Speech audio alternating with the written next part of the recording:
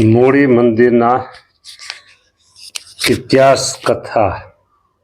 મૂળી મંદિરનો ઇતિહાસ 9મી કથા છે.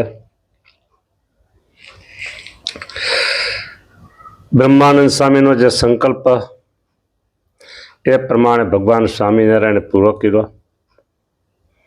પાકા પથ્થર મૂળી પ્રદેશમાં ભગવાન સ્વામિનારાયણે બતાવ્યા. નહોતા પથ્થર, નહોતા શું કોઈ સંજોગોમાં ત્યાં પથ્થર મળે એમ હતા જ નહીં.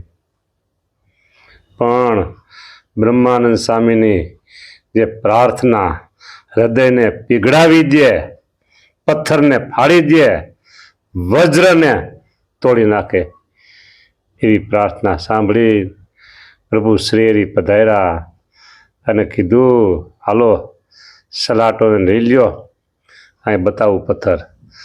અરે પાકા પથ્થર તો બતાવ્યા કેવા કે ધાંગધ્રામાં મળતા હતા એથી સારા. હા, અને વળી નવાઈની વાત એ છે, પ્રાર્થના નહોતી કરી, માગણી નહોતી કરી, પાણીની તકલીફ હતી. પ્રભુએ જોયું, હા પાણી ક્યાંથી લેવો છો? અરે દૂર દૂરથી લાવીશ, બહુ તકલીફ પડે છે. ત્યાં અહીંયા પુરાણી વાવ છે, જૂની કઈ વાવ છે, અહીંયા ખોદો તો ખરા વાવ, પાણી મીઠું પાણી, ટોપરા જેવું પાણી નીકળશે. એટલે એક રુદ્રના વેશમાં આવી અને પ્રભુ પાણી બતાવી ગયા અને આગળ ગયા. ત્યાં વૃદ્ધ ક્યાં અદૃશ્ય થઈ ગયા કાંઈ ખબર ન રહે. બોલો, આવો ભવ્ય દિવ્ય ઇતિહાસ સ્વામિનારાયણ સંપ્રદાયનું ગૌરવ, અને ખાસ કરીને ઝાલાવાડ પ્રાંત અને મૂળી મંદિર, એને તો છાતી ફૂલાવી ગૌરવ લેવા જેવી વાત કે ભગવાન સ્વામિનારાયણે બ્રહ્માનંદ સ્વામીની પ્રાર્થનાથી પથ્થર આપ્યા, પાણી આપ્યું અને દિવ્ય ભવ્ય મંદિર બનાવી આપ્યું.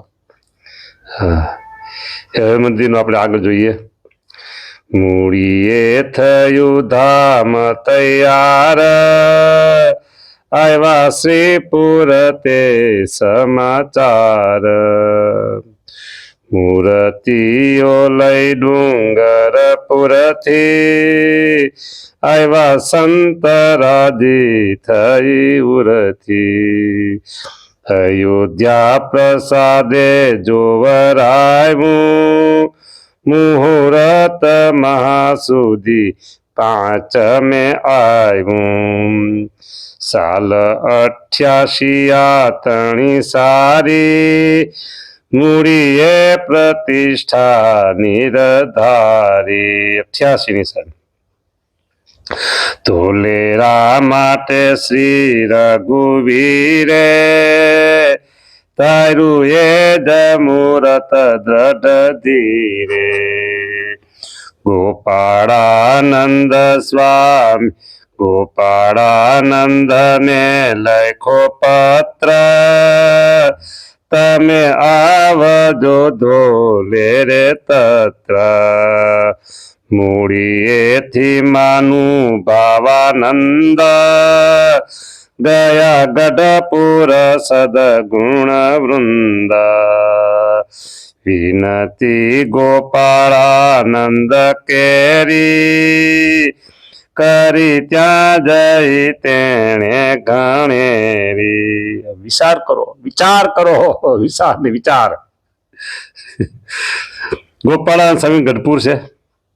વડતાલથી પત્ર આવ્યો ગોપાળાનંદ સ્વામી ઉપર કે 88ની સાલ હાલતી, એટલે પત્રમાં 88ની સાલ લખવાની જરૂર નહોતી. લખ્યું કે મહાસુદી 5મે ધવલપુર એટલે કે ધોલેરા હરિકૃષ્ણ મહારાજની મૂર્તિ પધરાવવાની છે. મૂર્તિ આવ્યું છે, તો આપ ધોલેરા પધારજો.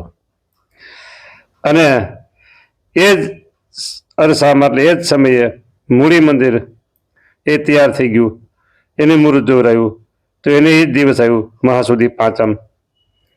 બરાબર. એટલે મૂળીથી મહાનુભાવાનંદ સ્વામી એ ગઢપુર ગોપાળાનંદ સ્વામીને તેડવા માટે જાય છે. મૂળીએથી મહાનુભાવાનંદ ગયા ગઢપુર. વિનતી ગોપાળાનંદ કરી ત્યાં લઈ જઈ જેને ઘણેરી. કહ્યું મૂડીએ આપ પધારો, દેશ બેય તમે તુલ્ય ધારો. તમારે બે દેશ ટકા જમાનો, અમે તો મૂળીનું ખેંચીએ પણ તમારે તો બે દેશ સરખા. રઘુવીરજી મહારાજ એ ધોલેરાનું ખેંચે પણ ગોપાળાન સ્વામી તમારે બે દેશ સરખાવો. પધારો પધારો દયાળુ પધારો. હવે શું થાય છે જોઈએ આપણે. હવે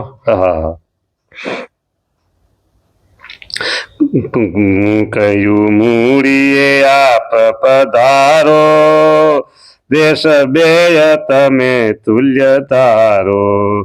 ગોપાળાનંદ બોલિયા ત્યારે ધોલે રે જવું છે અમારે. ગોપાળાનંદ કે અમારે ધોલેરા જવું છે.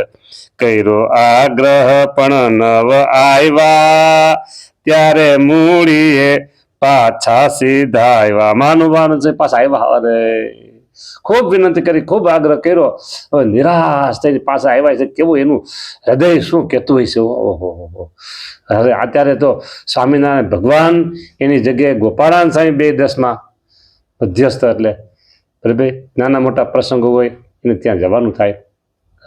એ સારું ભગવાને કેવી કૃપા કરી કે બે દેશ ને બે આચાર્ય કર્યા. એક આચાર્ય હોત તો આપણે કરત શું? આવડા મોટા સત્સંગમાં સારી બાજુ આમંત્રણ, ક્યાં જવું ને ક્યાં ન જવું. ભગવાન સ્વામિનારાયણની દીર્ઘદશી. ધન્યવાદ. થેન્ક યુ મહારાજ, તમને થેન્ક યુ. તમે આ ભાવિ સત્સંગના સુખાર્થે કેવી રચના કરી, બે ગાદી કરી દીધી સમજાને.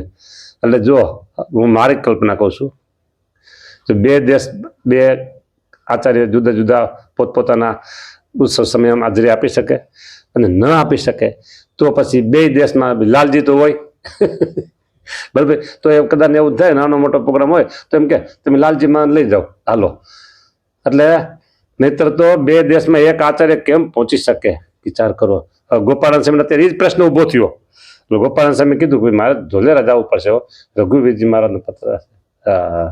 તો મહાનુભાવાનંદ સાહેબ શું થયું છે વિચાર કરો. અને કદાચ ને મૂળી જવા તૈયાર થયા હોત તો પછી પત્ર એનો જવાબ શું લખત? એટલે વિચાર કરો. આવી બહુ ગહન વાત છે. હવે જોઈએ તો ખરા શું થાય છે. હા, કાંઈ વાંધો નહીં, થાય સારું. પાછા પધાર્યા તો ત્યાંથી બ્રહ્મ મુનિ તત્કાળ, ગઢડે ગયા બુદ્ધિ વિશાળ. માનુભાવ પાછા મૂડી ગયા. નો આવ્યા? ના, નો આવ્યા. શું કીધું? જોયા જવું છે એમ. હાલો, બ્રહ્માનંદ સ્વામી તૈયાર થયા હો, લઈને જ આવું કે કે ભગવાન સ્વામિનારાયણ અક્ષરધામમાંથી પથરા ગોતા બોલાવ્યો હોય ને ભગવાન સ્વામિનારાયણ જો આવું પડતું હોય તો ગોપાળાનંદ સ્વામી કેમ ન આવે? આવે જ. ગજબની વાત છે. બ્રહ્માનંદ સ્વામીની તાકાત જોરદાર છે. હા, દૈહિક તાકાત નહીં, ઉર્જા દિવ્ય. હા, એ તાકાત છે, દિવ્ય ઉર્જા. બ્રહ્મ મુનિ ત્યાંથી બ્રહ્મ મુનિ તત્કાળ, ગઢડે ગયા બુદ્ધિ વિશાળ. ગોપાળાનંદ ને શિર નામી, કહ્યું મૂડીએ સંચરો સ્વામી. પ્રભુ પધારો, મૂડી પધારો. કે કાંઈ બીજી વાત નહીં હો, મૂડીએ પધારો. લાંબી ટૂંકી વાત નહીં. આમ છે તમારે આવું પડશે, આમ છે, કાંઈ નહીં. હા, સીધું મૂડી પધારો, બસ એક જ વાત. મહારાજને એમ કીધું તું પથ્થર આપો, બીજી કાંઈ વાત નહીં. પથ્થર આપો, પાકા પથ્થર આપો, એક જ વાત હતી. તો આપો પીડા. હવે અહીંયા સીધું શું કીધું? કહ્યું મૂડીએ સંચરો સ્વામી. નમસ્કાર કર્યા ગોપાળાનંદને, શિર નામી નમસ્કાર કર્યા, દંડવત કર્યા, જે બધું કર્યું વિધિ વિનય પૂરો કર્યો અને કીધું સ્વામી મૂડી પધારો. બસ એક જ વાત. બે દેશમાં મુખ્ય છો તમે, માટે આવવું પડશે આસમે. તમે મૂર્તિઓ તે છે કરાવી, કંકોતરીએ પ્રથમ ત્યાંની આવી. મૂર્તિઓ ત્યાં કરાવી છે અને કંકોત્રી પણ તમારે પ્રથમ ત્યાંથી આવી છે, માટે તમારે આવવું પડશે. ગોપાળાનંદ સ્વામી શું જવાબ દે? વિચાર કરજો. માટે પ્રથમ પધારવું અહીં, પછી જાજો જાવો ધોલ ધવરપુર માહી. પેલા મૂડી પધારો અને પછી ધોલેરા રાજો. જો કેવો સરસ રસ્તો કેવો નીકળે છે જુઓ. બહુ વિનય તણા બોલ કયા ગોપાળાનંદ મૂળીએ ગયા. જાવું પડે.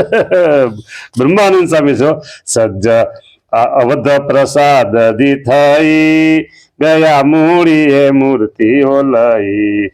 રઘુવીર ધોલે રે પધાર્યા સમયા થયા બે થળે સારા.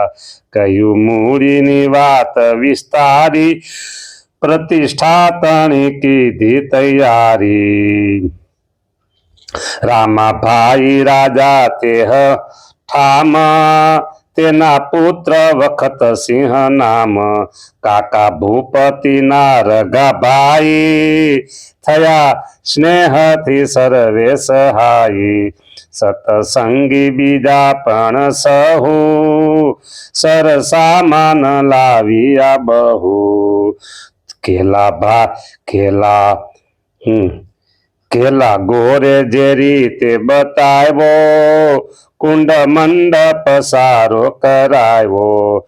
રામકૃષ્ણ મહેતા તે ઠામ પુરુષોત્તમ ને દયારામ. હળવદના વાસી શિવજાની તથા શિયાળીના સારા જ્ઞાની.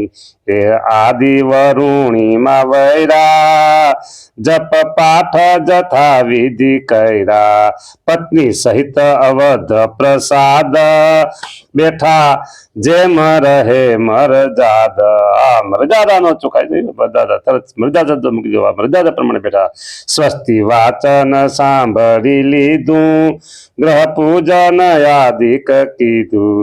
વિધિ વેદોક્ત કીધી તે ઠામ થાપી મૂર્તિઓ તે કહું નામ. દિશે મંદિર પશ્ચિમ દ્વારે શિખરો 3 છે એક હારે. રાધા કૃષ્ણ હરિ કૃષ્ણ જેહ મધ્ય ખંડમાં થાપ્યા તેહ. વળી દક્ષિણાદા ખંડ માય થાય પારણ છોડ ત્રિકમરાય. ભક્તિ ધર્મ તો ઉત્તર ખંડે થાય પાતે પણ પ્રેમય ખંડે. પછી સંતને વિપ્ર જમાડ્યા દઈને દાન સંતોષ પમાડ્યા. ધોલે રે પણ શ્રી રઘુવીરે વેજ દિવસે મામતી ધીરે. મૂર્તિ હરિ કૃષ્ણની થાપી રૂપ પ્રગટ પ્રભુનું પ્રતાપી. સંત વિપ્ર બ્રહ્માડ્યા તે સ્થાન દ્વિજને દીધા દક્ષિણા દાન.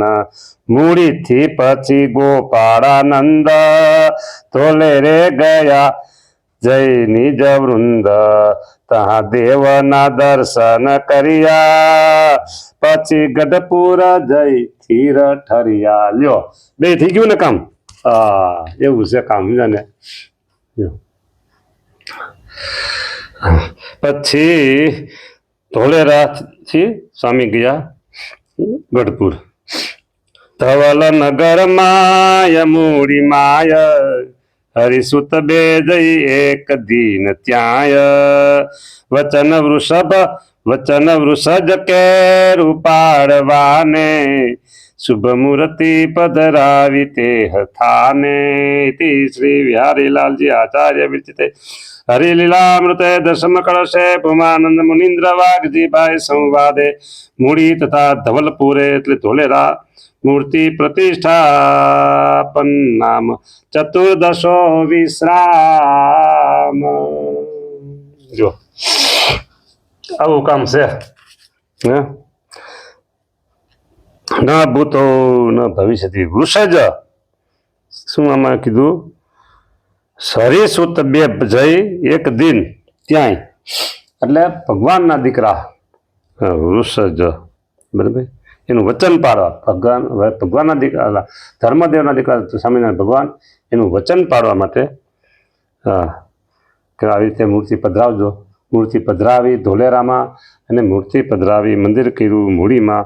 એ નામે આ 14મો વિશ્રામ થયો સ્વામિનારાયણ ભગવાનની જય જય જય જય જયકાર થઈ ગયો ઝાલાવાડ પ્રદેશમાં. જય જયકાર જય જયકાર જય જયકાર. ઓ આહા, શું એ હરખ, શું એ આનંદ, શું ઉત્સાહ, શું ઉમંગ. હમાય નહીં આમાં. હા, એવી વાતો છે આ બધી. એ જ રીતે ધોલેરામાં એ હરિકૃષ્ણ મહારાજની સ્થાપના થઈ હોય, એ બાલ પ્રદેશના ભક્તોને કેવો આનંદ હશે. ઓહો હો. એ આ વખત એટલે અત્યારનો સમય.